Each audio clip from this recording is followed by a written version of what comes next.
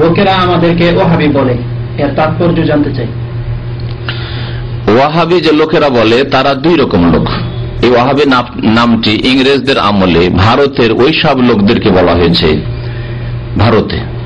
ভারতে ওই সব লোকদেরকে বলা হয়েছে যারা একদিকে কবর পূজা, মাজার পূজা, পীর পূজা, বিদাত, শিরক মুসলিম সমাজে ছড়িয়েছিল, এর বিরুদ্ধে যারা বক্তব্য রাখত, লিখত, যেসব উলামায়ে হক, তাদেরকে এই ওয়াহাবি নামটি দেওয়া হয়েছে। বিদাতি, কবর পূজারী, সুফি, বেরেলভি, এই শব্দের পক্ষ থেকে।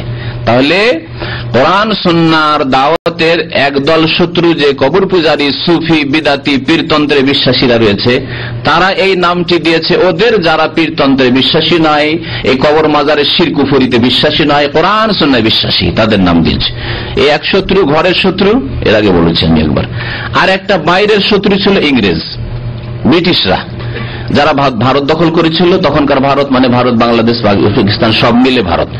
তো সেই ভারত যে দখলকারী এই ইংরেজ, ব্রিটিশ, ইসলামের শত্রু, মুসলিমদের শত্রু, তারা দেখলো যে আমাদের বিরুদ্ধে জেহাদে যারা সোচ্চার তারা হচ্ছে কোরআন সুন্নাহর অনুসারী, যারা সুফিবাদে, পীরতন্ত্রে বিশ্বাসী নয়, কবর মাজারে বিশ্বাসী না, তাবিজ তোমারে বিশ্বাসী নয়, তারাই হচ্ছে আমাদের শত্রু, আমাদের বিরুদ্ধে জেহাদ করে। সুতরাং ওরা নাম দিল তাদের ওয়াহাবি।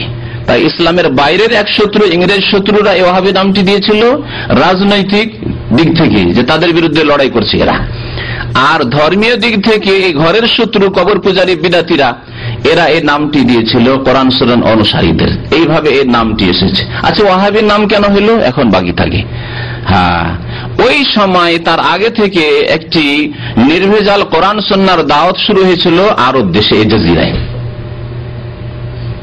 সেই দাওয়াতের নেতৃত্ব দিচ্ছিলেন, কিয়াদত করছিলেন শাইখুল ইসলাম মুহাম্মদ বিন আব্দুল্লাহ রাহমাতুল্লাহি আলাইহি। তার নাম হচ্ছে মুহাম্মদ, তার নাম মুহাম্মদ, তার পিতার নাম আব্দুল ওয়াহাব। কিন্তু বিদাতিরা নামটি ওয়াহাবি দিল, নাম ওয়াহাবি দিল কেন? এটা একটা প্রশ্ন। মোহাম্মদী কেন দিল না? কারণ মোহাম্মদী নাম দিলে তো কাম হবে না রে বাবা। ওরা ভেবেছিল যে ওয়াহাবি নাম দিয়ে তাহলে গাল হবে, আর মুসলিমদেরকে বিভ্রান্ত করা যাবে, মুসলিমদেরকে বলা যাবে যে না, এটা কোনো নতুন ফিরকা, গুমরা ফিরকা, ওইরকমই কাদিয়ানি যেমন, ওইরকমই, খবরদার, সাবধান, দূরে থাকবে। আর যদি মোহাম্মদীর নাম দিই তাহলে তো দূরে সরানো যাবে না, মোহাম্মদী মানে মোহাম্মদ সাল্লাল্লাহু আলাইহি ওয়াসাল্লামের সাথে সম্পর্ক। এভাবে তারা ইচ্ছাটা করেছিল, এভাবে দূরে সরিয়ে দেবো লোকজনকে, এদের থেকে সতর্ক সাবধান করে মুসলিম জাতিকে, যাতে করে কবর মাজার পূজা আমাদের ঠিক থাকে, পীর মুরিদের ব্যবসা ঠিক থাকে, এইসব আমাদের ঠিক থাকে। আর ইংরেজরা এই নামটি দিয়েছিল যাতে করে চিহ্নিত করা যায় যে ওয়াহাবি কারা, আর মুসলিমদেরকে বুঝিয়ে দেওয়া যায়, দেখো এরা যে লড়াই করছে আমাদের বিরুদ্ধে, এরা তোমাদের মিত্র নয়, তোমাদের দলের নয়, এরা গুমরা। সুতরাং ওরাই যাতে করে ওদেরকে মারে, ডিভাইড এন্ড রুল, আপোষ হয়ে লড়িয়ে দাও, এবং যারা আমাদের বিরুদ্ধে জিহাদ করছে তাদের বিরুদ্ধে মুসলিম কবর পূজারীদেরকে খেপিয়ে দাও, আমরা বসে তামাশা দেবো, ওরাই মেরে নিবে ওদেরকে। এই জন্য ওয়াহাবি নামটি দিয়েছিল। মোহাম্মদ নাম, মোহাম্মদীর নাম দিলে মোহাম্মদীদেরকে আবার মারবো কি? মোহাম্মদী মোহাম্মদ সাল্লাল্লাহু আলাইহি ওয়াসাল্লামের অনুসারী, তাহলে সেই জন্য নামটি দেয়নি। আরেকটি বিষয় হচ্ছে যে আরব দেশে দাওয়াতের কাজ শুরু করলেন মুহাম্মদ বিন আব্দুল্লাহ রাহমাতুল্লাহ আলাইহি। তো ভারতের লোক কেন ওয়াহাবি বলা হলো? মোহাম্মদ আব্দুল্লাহ জীবনে ভারত যাননি, বাংলাদেশও যাননি, পাকিস্তানও যাননি।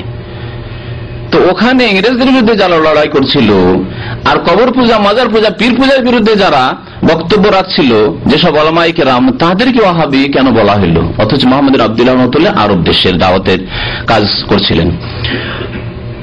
এই জন্য নয় যে তাদের লোকেরা ওখানে পৌঁছেছিল, এই জন্যই যে সৌদি আরবে বা আরব দেশে, জাজিরাতে, আরব উপদ্বীপে যে কোরআন সুন্নাহ নির্ভেজাল দাওয়াত, সেই দাওয়াতের সারমর্ম হচ্ছে যে তোমরা 1400 বছর আগে যে ইসলাম ছিল, কার জামানায়? রাসূলুল্লাহ সাল্লাল্লাহু আলাইহি ওয়াসাল্লামের জামানায়, সাহাবায়ে কেরামদের জামানায়, সেই ইসলামের দিকে ফিরে আসতে হবে। সেই যুগে যেমন নামাজ ছিল ওইরকম নামাজ পড়তে হবে। সেই যুগে যেমন কবর পাকা ছিল না, তখন কবর পাকা কবরগুলোকে ভেঙে সাফ করতে হবে। সেই যুগে যেমন পীর মুরিদি ছিল না, পীর মুরিদি ভেঙে সাফ করতে হবে। সেই যুগে মযহাবের নামে অন্ধত্ব ছিল না, এক হারামে 4 মুসাল্লা ছিল না। সুতরাং এক ইমামের পেছনে সমস্ত মুসলিম নামাজ পড়বে। এই যে দাওয়াত, এই একই ধরনের দাওয়াত শুরু হয়েছিল ভারত উপমহাদেশে সৈয়দ আহমদ শহীদ এবং শাহ ইসমাইল শহীদ রহমতুল্লাহ আলাইহিম আজমাইনদের নেতৃত্বে, এবং তারা বালাকোটে গিয়ে ইংরেজ এবং শিখদের বিরুদ্ধে লড়াই করতে গিয়ে শহীদ হয়েছিলেন। তো এই মিল থাকার কারণে ওই নামটা দিয়ে দিচ্ছে। আরব দেশে যখন মোহাম্মদ আব্দুল্লাহ রহমতুল্লাহ দাওয়াতের কাজ চলে, আর মক্কা ময়দানে বহু মাজার যেগুলিতে পূজা হতো, সেজদা হতো আল্লাহ ছাড়া অন্য, নবী সাল্লাল্লাহু আলাইহি ওয়াসাল্লামের কবরের তওয়াফ হতো ওই রকমই যেমন আজকাল কাবা শরীফের তওয়াফ দেখছেন, বিনা কোনো বাড়াবাড়িতে বলছি, যেমন কাবা শরীফের তওয়াফ আজকাল দেখতে পাচ্ছেন ওই রকমই নবী সাল্লাল্লাহু আলাইহি ওয়াসাল্লাম কবরের চারিদিকে তওয়াফ হইতো। এদিকে বাবের জিবিলের দিক খোলা ছিল, আর এদিকে তুর্কিদের আমলে তওয়াফ হইতো, আল্লাহ ছাড়া অন্যের ঘরের তওয়াফ হইতো, সিজদা হইতো কবরের। নবী সাল্লাল্লাহু আলাইহি ওয়াসাল্লামের জন্মস্থান যে মওলুদ রাসূল মক্কায় আছে, যেখানে একটি লাইব্রেরি কায়েম আছে এখন, সেখানে কাবাকে পেছনে করে সিজদা হইতো। আমাদের ওস্তাদরা যারা দেখেছে তারা এই ঘটনা নকল করেছে, তাদের কাছ থেকে শুনে বলছি। এইরকম শিরক কুফরি ছিল আগের জামানায়, তুর্কিদের আমলে, সৌদি সরকারের আগের যুগে শেখুল ইসলাম আব্দুল্লাহ রহমতুল্লাহ যতগুলি পাকা কবরগুলি ছিল সেগুলি ভেঙে শিরকের যে আস্থানা ছিল সেগুলিকে শেষ করলেন।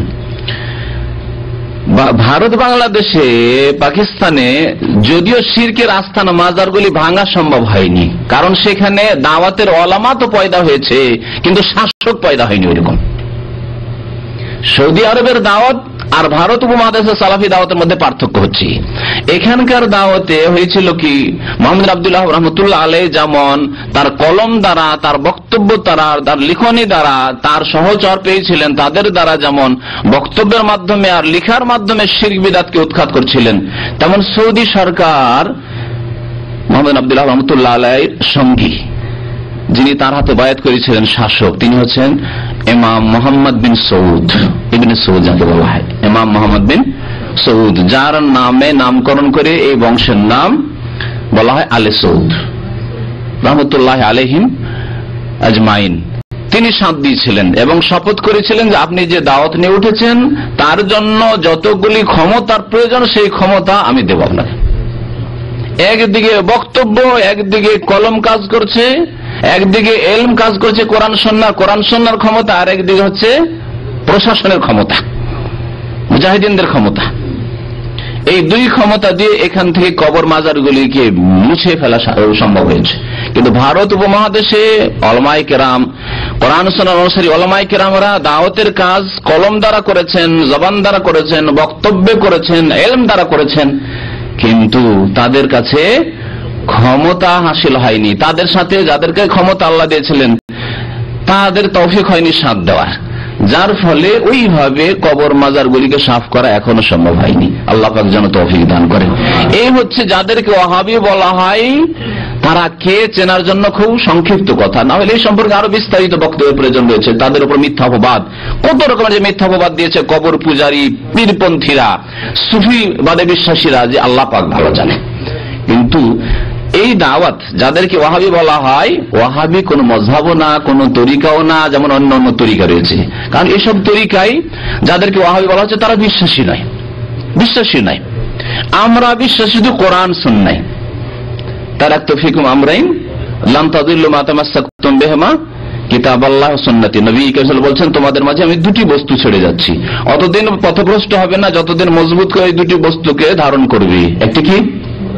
আল্লাহর কিতাব কোরআনুল কারীম, আর দ্বিতীয় হচ্ছে আমার সুন্নত। রাসূলুল্লাহ সাল্লাল্লাহু আলাইহি ওয়াসাল্লাম বলছেন আমার সুন্নত অর্থাৎ হাদিস। কোরআন এবং হাদিসকে মজবুত করে ধারণ করতে হবে।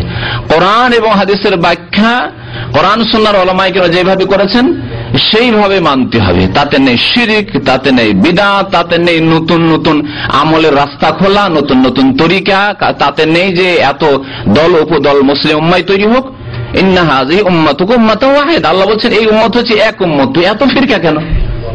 আর এক তরিকা আবার আর এক তরিকার এত সবগুলি তরিকা সুফিবাদ পীর মুরিদের বিশ্বাসী, তারপর এত শত্রুতা কেন? এই যে ফটোকপি আমার কাছে এসেছে দেখছেন, দুই পীরের লড়াই। ভাই পীর মানি হচ্ছে তাসাউফ বিশ্বাসী, তাহলে তাসাউফ একই বিষয় বিশ্বাসী, তারপরে আবার লড়াই, মারামারির লড়াই, মারামারি, জুতাজুতি আর একেবারে খুন করাকারির লড়াই। এই দেওয়ানবাগি আর চরমনাইতে কেন?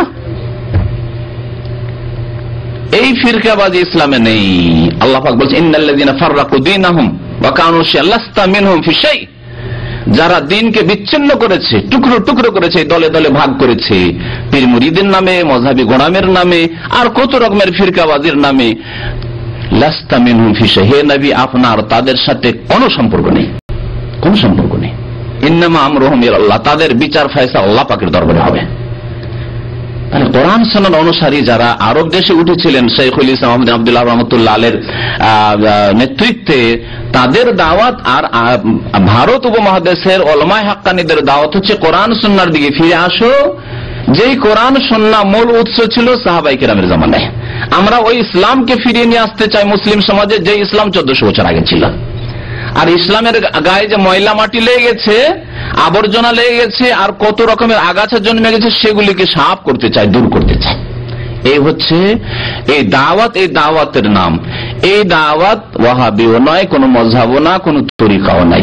কিন্তু ইসলামের শত্রু, যেমন বললাম ইংরেজ শত্রু আর কবর পূজারী পীরপন্থী শত্রু, দুই শত্রুরা এই নামটি দিয়েছে ঘৃণা ছড়াবার জন্য, যাতে করে মুসলিমদের বলায় খবরদার ওয়াহাবি, তার মানে সিমসিম কাদিয়ানি, হ্যাঁ ওয়াহাবি মানে কাদিয়ান, খবরদার ওদের থেকে। না, ওয়াহাবি বলে কোন মযহাব পৃথিবীতে নেই, কোন দলও নেই, কোন ফিরকাও নেই, কোন ফিরকা নেই। আজকে যেন দেখছেন সৌদি আরবে ওয়াহাবি কোন ফিরকাই নেই, কোন নামে নেই, লেভেল নেই, সবাই একসাথে নামাজ পড়ছেন। আছে ঢাকাতে, এটা হচ্ছে বেরেলভী মসজিদ, হ্যাঁ নিজেদেরকে আহলে সুন্নাত ওয়াস সুন্নি বলে, বেরেলভী মসজিদ। কোনটা কাদিয়ানী, তো কোনটা আবার দেওবন্দি, এটা তবলিগীদের, এটা বলছে ওই মওদুদি পন্থীদের, হ্যাঁ এটা আর কোন পন্থীদের, এটা চরমনাইদের, আবার না এটা আটশিওয়ালাদের, এটা মাইজ ভান্ডারীদের। অভাব নেই ফিরকার, ফিরকার অভাব নেই। সৌদি আরবে আছে তো সৌদি আরবের যে দাওয়াত, সেটি হচ্ছে ভারত উপমহাদেশের কোরআন সুন্নাহর আলেমগণের দাওয়াত। সেটা হচ্ছে যে কোরআন সুন্নাহর দিকে ফিরে আসো, রাসূলুল্লাহ সাল্লাল্লাহু আলাইহি ওয়াসাল্লাম আদর্শের দিকে ফিরে আসো, আর প্রত্যেকটি কাজ কর্ম যা দিনের নামে করবে তার দলিল খোঁজ করা। তাদেরকে ওয়াহাবি বলেছে বিদাতি শত্রুরা আর ইংরেজ শত্রুরা, কিন্তু ওয়াহাবি বলে গাল দেওয়ার চেষ্টা করেছে, ঘৃণা ছড়াবার চেষ্টা করেছে। অজ্ঞ জাহেল লোকেরা বুঝে না, সেই জন্যই। না হলে ওয়াহাবির নামটি খুব ভালো নাম দিয়েছে, খারাপ নাম দিতে পারেনি। তারা মোহাম্মদী নাম দিয়ে না দিয়ে কি করেছিল, বাপের নাম দিয়েছে। বাপের নামে কোন নাম হয় নাকি? বাপের নামে তো কোন নাম হয় না। যদি নামই দিতে হইতো তাহলে মোহাম্মদী নাম দিতে হতো। নাম দেয়নি, বড় চালাকি করতে গেছেন, চালাকি করতে গিয়ে চালাকি করতে পারেনি, আরো ভালো নাম চয়েস করেছে। কোরআন সুন্নাহর অনুসারীদের জন্য ভালো নাম চয়েস করেছে, ওয়াহাবি। ওয়াহাবি মানে কি? আল্লাহর 99টি নামের মধ্যে একটি নাম হচ্ছে আল আজিজুল ওয়াহাব। আল্লাহর একটি নাম হচ্ছে আল ওয়াহাব, যিনি দাতা, মহান দাতা। ইন্নাকা আনতাল ওয়াহাব, কোরআনে কারিমে নাই? আল্লাহ তুমি আমাকে দাও, সন্তান দাও, এই দাও, ইন্নাকা আনতাল ওয়াহাব। আল্লাহ তুমি ওয়াহাব, দাতা। তো ওয়াহাব কি ওয়াহাবি? হ্যাঁ, যেমন খুলনা আর খুলনার অধিবাসী তো খুলনা বি, হ্যাঁ ঠিক আছে না? মালদা তো বলছে মালদাহি, মুর্শিদাবাদ বলছে মুর্শিদাবাদী, বুঝলেন? দিনাজপুর তো দিনাজপুরি। ওই রকম ওয়াহাব, হ্যাঁ থেকে ইয়াকে বলা হয় ইয়া এর নিসবতি, নিসবত সম্পৃক্ত করার ইয়া, মানে ওয়াহাবি মানে তাহলে আল্লাহ ওয়ালা। যেমন দিনাজপুরি মানে দিনাজপুর ওয়ালা, মানে দিনাজপুর অধিবাসী, তেমনি ওয়াহাবি মানে আল্লাহ ওয়ালা। নামটি খুব সুন্দর, আলহামদুলিল্লাহ। এই জন্য এই নামে আমরা অসন্তুষ্ট হই না, এই নামে কোরআন সুন্নাহ অনুসারী অসন্তুষ্ট হয় না। তবে জনসাধারণকে জানিয়ে দেওয়া জরুরি যে এই নামটি দিয়েছে তারা অসৎ উদ্দেশ্যে, হ্যাঁ ঘৃণা ছড়াবার জন্য। অথচ যাদের নাম দিয়েছে তারাই কোরআন সুন্নাহ অনুসারী, তারা ইসলামকে 1400 বছর আগের ইসলামের দিকে ফিরিয়ে নিয়ে যেতে চায়, মুসলিম সমাজকে ওই ইসলামের দিকে ফিরিয়ে নিয়ে যেতে চায়। এই মুসলিম, তোমরা এই বিদাত মাখা ইসলাম পালন করিও না, শিরক বিদাতে লিপ্ত থাকিও না, বরং সাহাবায়ে কেরামের জামানায় কোন ইসলাম ছিল খোঁজ করো। যে ইসলাম তখন ছিল সেই ইসলাম খোঁজ করো। সাহাবায়ে কেরামের জামানায় কোন ইসলাম ছিল? হ্যাঁ, মযহাবী গোলামি ছিল। যে হুজুর আমাকে ফতোয়া দেন, কিন্তু আমি কিন্তু হানাফি, আমাকে ওই মযহাবের ফতোয়া দিতে হবে, আমাদের মযহাবে কি আছে। অনেক সময় মাসলা বললে আমাদের জিজ্ঞাসা করে যে হুজুর, নতুন লোকেরা বিশেষ করে এসছে, অত চালাক হতে পারে না, আবার পুরাতন যারা না মানলেও অনেক চালাক।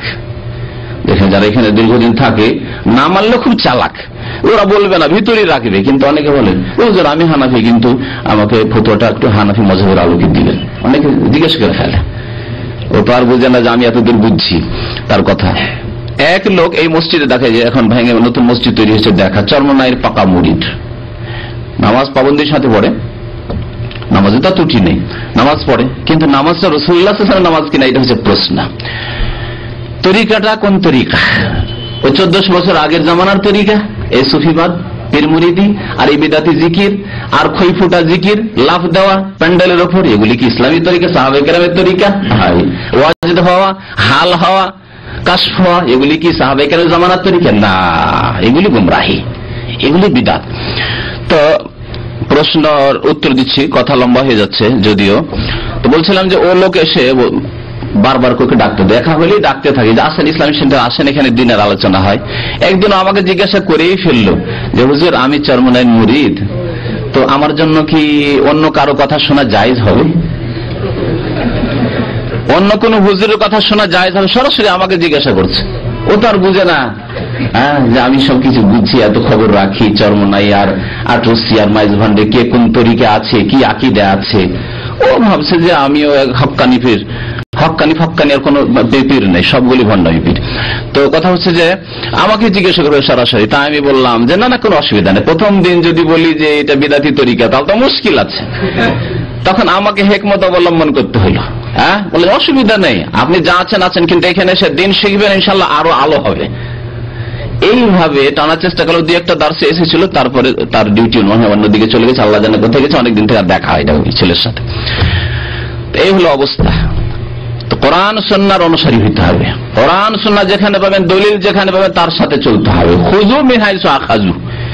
ইমাম আবু হানিফা রাহমাতুল্লাহ আলাইহি, আরে হানাফি মাযহাবের দাবি করেছেন, ইমাম আবু হানিফা কি বলেছেন? খুযু মিন হাইসু আখাযু, তোমরা নাও ওইখান থেকে যেখান থেকে ইমামগণ নিয়েছে। কোনখান থেকে? কোরআন হাদিস। তাহলে ইমামদের কাছ থেকে নিও না, তারা যেখান থেকে নিয়েছে। কোথা থেকে? কোরআন এবং হাদিস থেকে নাও। কোরআন হাদিসের দলিল থাকে তাহলে নাও, না হলে নিও না, ছেড়ে দাও।